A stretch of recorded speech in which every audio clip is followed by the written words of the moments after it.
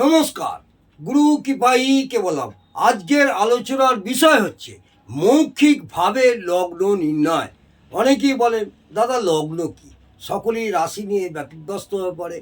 চন্দ্র যে রাশিতে বসে, যে গ্রহে বসে, সেটাই হচ্ছে রাশি। চন্দ্র গ্রহ যেখানেই থাকবে সেটাই হচ্ছে তার, সেই যে রাশিতে গিয়ে চন্দ্র বসবে সেটাই যেমন রাশি হয়, তেমনি লগ্ন।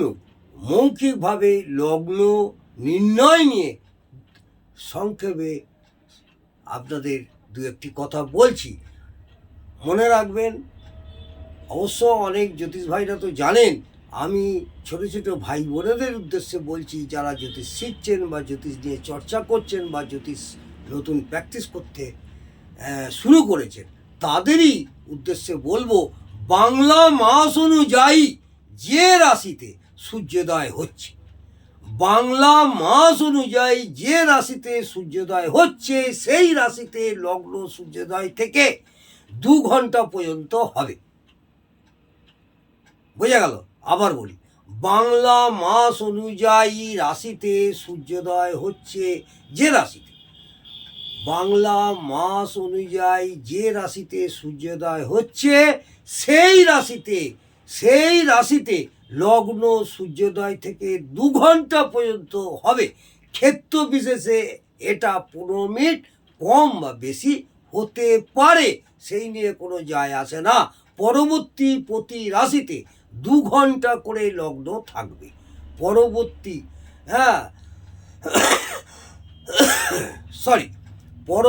প্রতি রাশিতে 2 ঘন্টা করে লগ্ন থাকবে।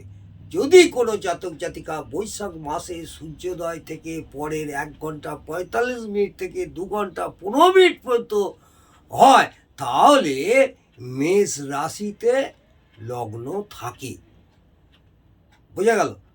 বৈশাখ মাসে সূর্যোদয় থেকে পরের 1 ঘন্টা 45 মিনিট থেকে 2 ঘন্টা 15 মিনিট পর্যন্ত মেষ রাশিতে লগ্ন থাকে। এরপর এইভাবেই বাকি রাশিগুলিতে 1 ঘন্টা 45 মিনিট থেকে 2 ঘন্টা 15 মিনিট অন্তর লগ্ন পরিবর্তন হয়। এটা সব সময় মাথায় রাখতে হবে।